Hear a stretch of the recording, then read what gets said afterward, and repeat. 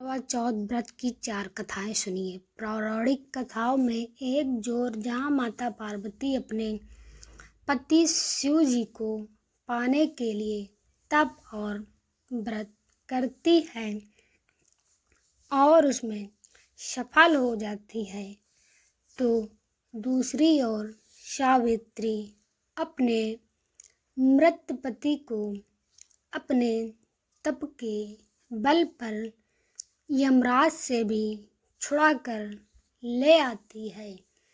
यानी स्त्री में इतनी शक्ति होती है कि वो यदि चाहे तो कुछ भी हासिल कर सकती है। इसलिए महिलाएं करवा चौथ के व्रत के रूप में अपने पति की लंबी उम्र के लिए इस तरह से तप करती है। एक कहानी हो चुकी है, दूसरी सुनिए। यह भी कहा जाता है कि करवा माता नाम की एक पतिव्रता स्त्री के नाम पर ही करवा चौथ का नाम करवा चौथ पड़ा है। कहते हैं कि करवा नाम की पतिव्रता स्त्री अपने पति के साथ नदी के किनारे गांव में रहती थी। एक दिन उसका पति नदी में स्नान कर रहा था, तभी एक मगरमच्छ ने उसका पैर पकड़ लिया। वह मनुष्य करवा करवा कह के अपनी पत्नी को पुकारने लगा। उसकी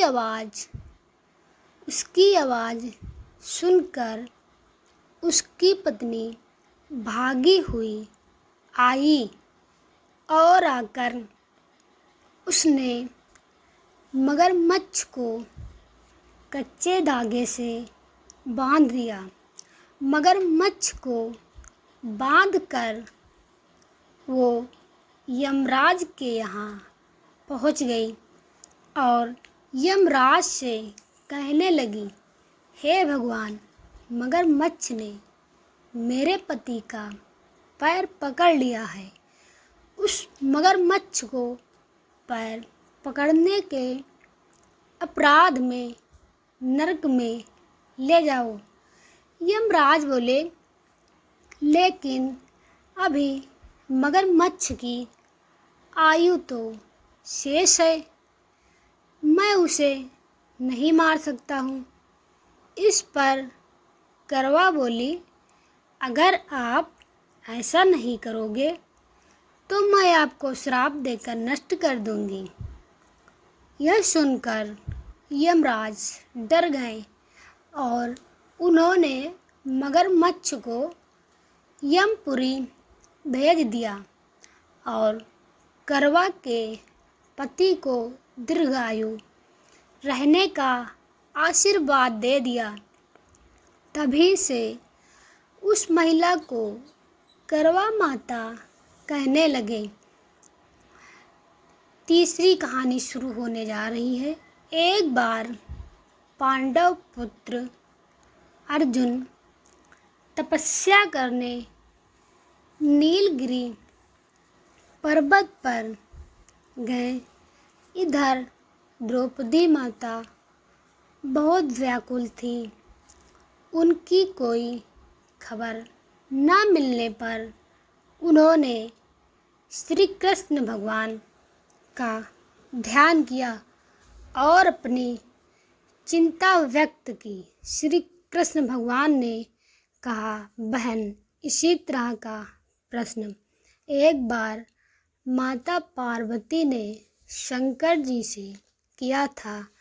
तब शंकर जी ने माता पार्वती को करवा चौथ का व्रत बतलाया। इस व्रत को करने से स्त्रियां अपने सुहाग की रक्षा हर आने वाले संकट से वैसे ही कर सकती हैं। प्राचीन काल में एक ब्राह्मण था, उसके 4 लड़के, एक गुणवती लड़की थी। एक बार लड़की मायके में थी। उस दौरान करवा का व्रत आया तो उसने व्रत को विधि पूर्वक किया। पूरे दिन निर्जला रही। उसके चारों भाई चिंतित थे कि बहन को प्यास लगी होगी, भूख लगी होगी, पर बहन चंद्र उदय के बाद ही जल ग्रहण करेगी। भाइयों से न रह गया। उन्होंने शाम होते ही बहन को बनावटी चंद्रोदय दिखा दिया।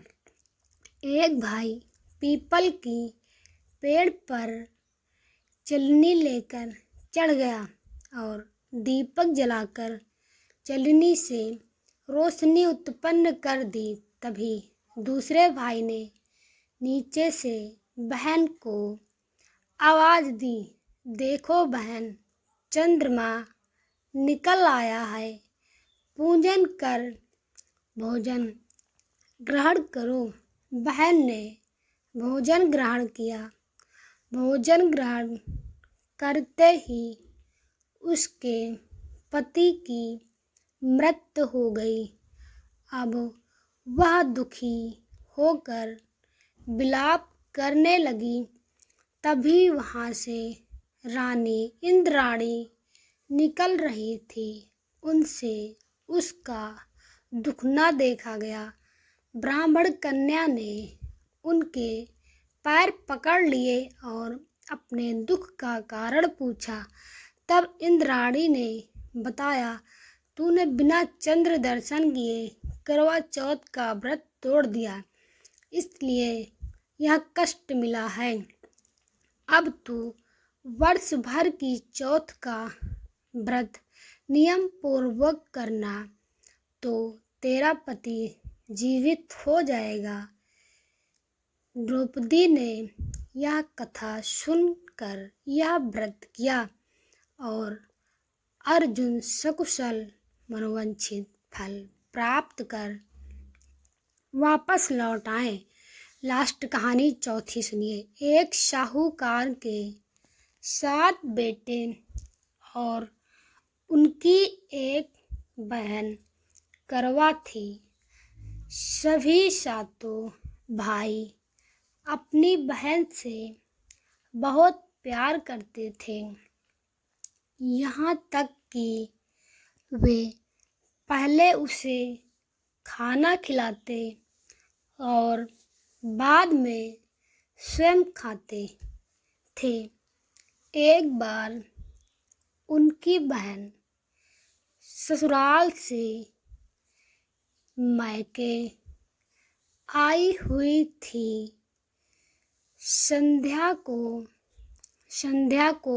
भाई जब अपना दुकान बंद कर घर आए तो देखा कि उनकी बहन बहुत व्याकुल थी।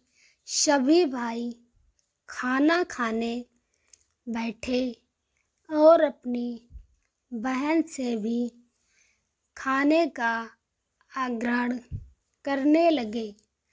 बहन ने बताया कि उसका आज करवा चौथ का निर्जला व्रत है और वह खाना सिर्फ चंद्रमा को देखकर उसे अर्घ्य देकर ही खा सकती है।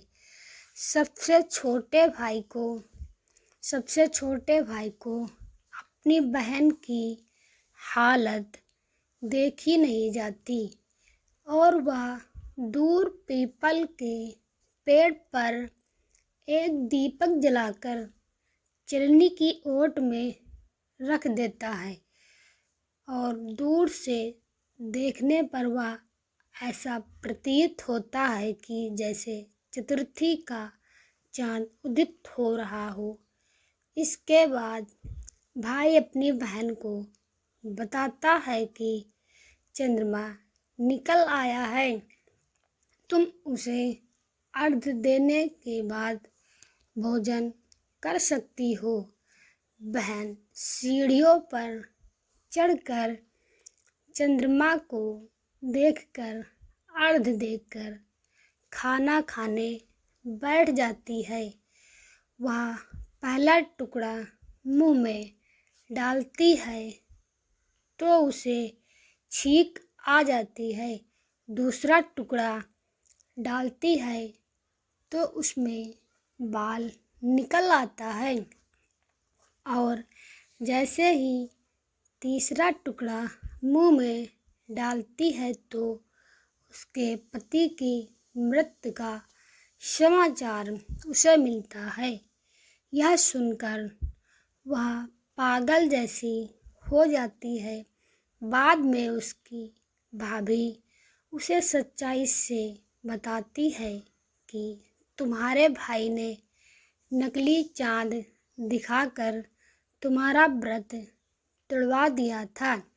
सच्चाई जानने के बाद करवा निश्चय करती है कि वह अपने पति का अंतिम संस्कार नहीं होने देगी और अपने सतीत्व से उन्हें पुनः जीवन दिलाकर रहेगी। वह पूरे 1 साल तक अपने पति के शव के पास बैठी रहती है, उसकी देखभाल करती है, उसके ऊपर उगने वाली सुईनुमा घास को वह एकत्रित करती है। 1 साल बाद फिर करवा का दिन आता है। उसकी सभी भाभियाँ करवा चौथ का व्रत रखती हैं। सब भाभियाँ उससे आशीर्वाद लेने आती हैं तो वह प्रत्येक भाभी से यम सुई ले लो, ये सुई दे दो, मुझे भी अपनी जैसी सुहागिन बना दो, ऐसा आग्रह करती है। लेकिन हर बार भाभी उसे अगली भाभी से आग्रह करने का कहाँ चली जाती है।